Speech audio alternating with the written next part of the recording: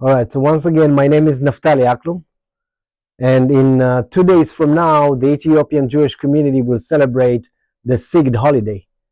The Sigd is Skida, bay down. It's a holiday that in Ethiopia we used to celebrate 50 days after Yom Kippur, the same like we celebrate Shavuot 50 days after Pesach. On that day in Ethiopia, Kaftet MarCheshvan, we used to climb up to a high mountain with our spiritual leaders, the Kesim. On the top of the mountain, we used to read from the Torah, pray, fast, and we were reconnecting the relationship with God, the same like Ezra and Nehemiah did in Shivat Zion. On the top of the mountain, we used to pray also that God will bring us back to Jerusalem. Each year, every year, we used to ask God, bring us back home to Zion.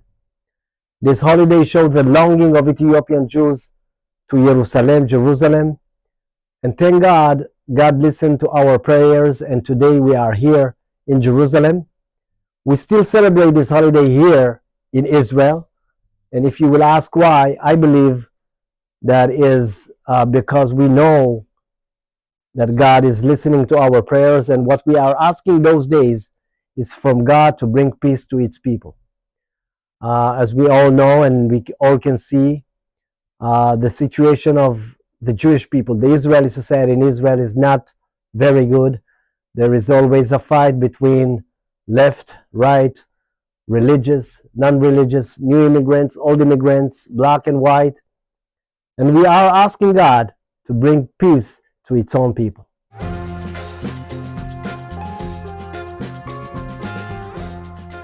A little bit about the history of the Ethiopian Jews. One of the questions that a lot of people are asking is, how do we have black Jews living in the continent of Africa in a country called Ethiopia? How the Jews arrived to that country?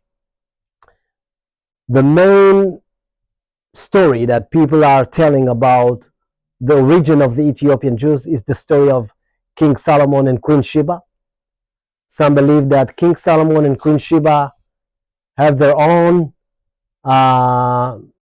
baby, Menelik, who became later the first Ethiopian king, Menelik I. But the truth is that the Ethiopian Jews believe that their way to Ethiopia was right after the destruction of the first temple. When King Nebuchadnezzar came and conquered this area, the tribe of Dan decided to escape to the south of Israel, to Egypt.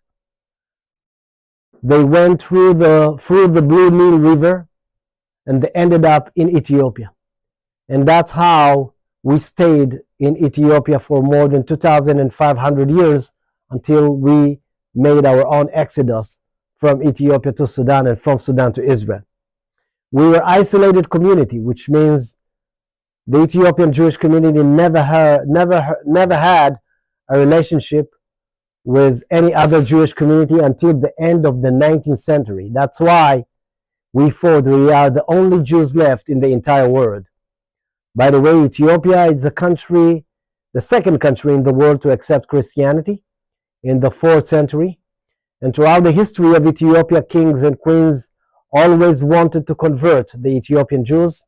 But we know we are the only Jews left. If we will convert, Judaism will disappear. This is why we have to pay with our life to keep Judaism alive. People also ask me, what is the difference between the Ethiopian Jews and how they practice Judaism in Ethiopia to the rest of the Jewish world? We left after the destruction of the first temple. The Talmud, Gemara, Mishnah, the way we know it today, all this came right after the destruction of the second temple. So when we left, we never heard about the Gemara, the Talmud, the Mishnah, and we were isolated, which means we didn't have a relationship to the rest of the Jewish world. That's why Ethiopian Jews never had this oral Torah in Ethiopia. The Gemara, the Talmud, the Mishnah.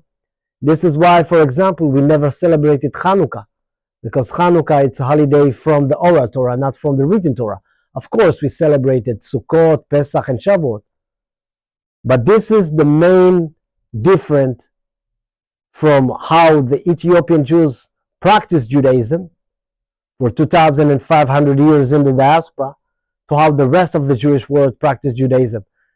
If you ask me, if you want to know exactly how Jewish people practice Judaism during the time of King Solomon, this is exactly how Jewish people in Ethiopia practiced Judaism 40 years ago. We never changed anything. We never add things. We kept it the way it was. Of course, today we accept the Oral Torah, the Gemara, the Mishnah, the Talmud, and we became one like our brothers and sisters. But in Ethiopia, it was different.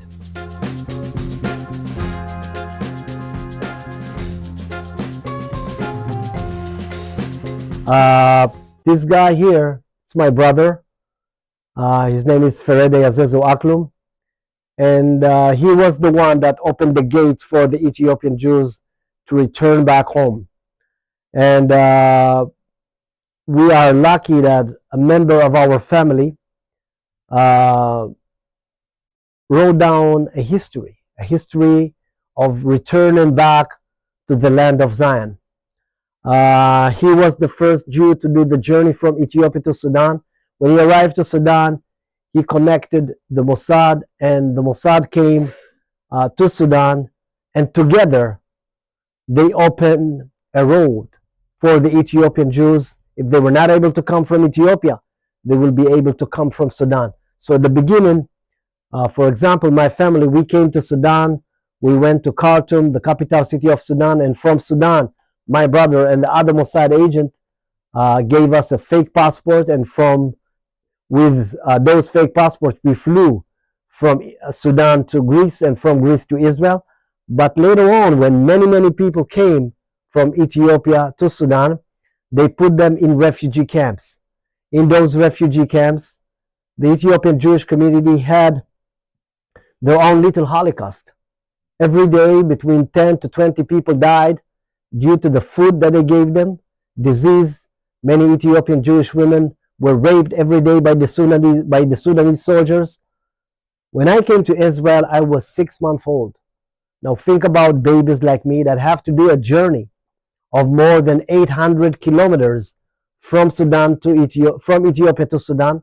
What about adults that have to do a journey of more than 800 kilometers from Ethiopia to Sudan?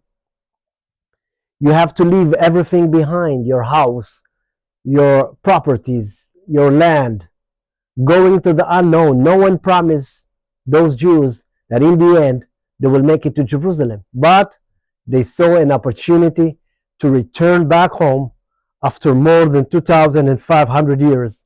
Now today, many people speak about the term Zionism, and unfortunately, in the world today, it's have a bad reputation, or bad it's like a bad name. When someone want to call you a Zionist, it's something bad. But we know that Zionism is just wanting to return back home to the land of Zion. That's the interpretation that we give to the term Zionism. And some people say that the first Zionist was Herzl.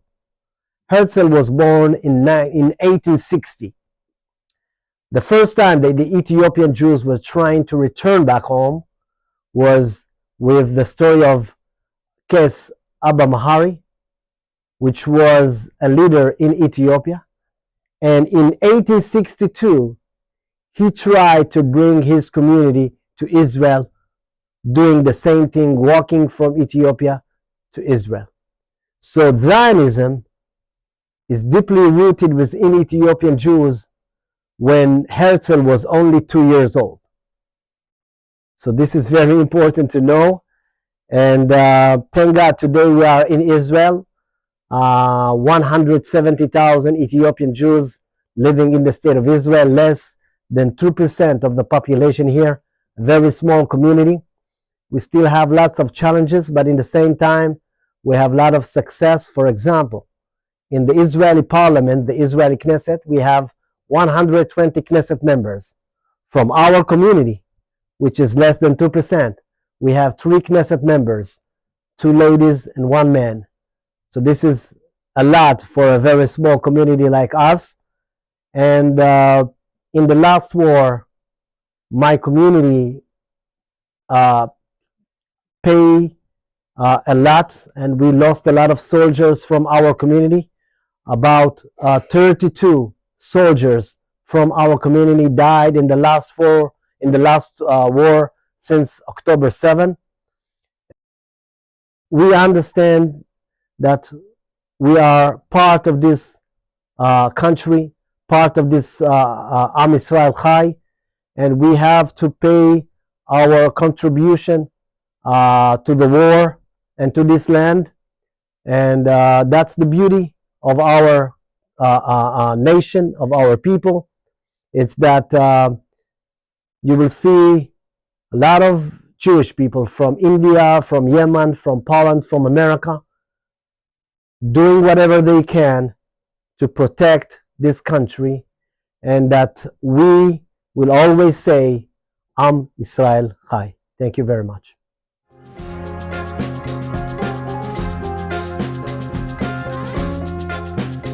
So welcome to Shuvu Banim Community Center.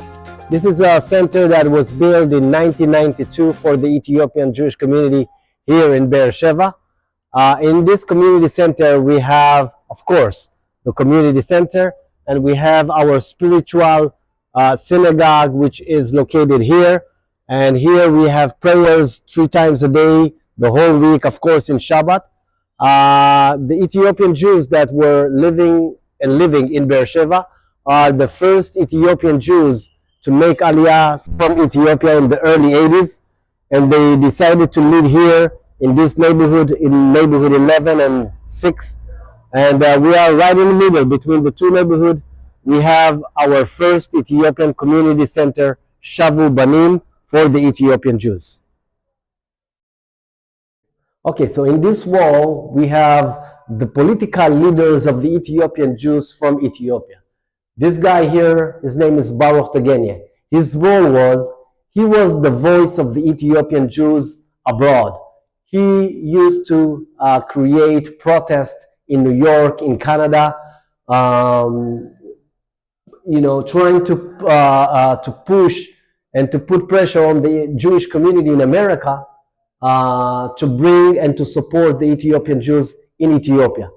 This guy here, Tzahaya Elias, is the first Ethiopian Jews to come to Israel in 1963. So he came illegally to Israel, but he was the first Ethiopian Jew to make the journey from Ethiopia to Israel. This is Asher Tzahaya and Tzahaya Elias. And over here we have the spiritual leaders, the Kesim. Those are the people that was responsible to keep the fire burning within Judaism for more than 2,500 years in the diaspora. Those are Kesim that came and fulfilled their dream, but unfortunately all of them are not alive anymore. So we want to pay our respect to them. So we have 3 of them here, and we have more, and of course more art, embroidery work of people from our community. Yeah, we can continue more.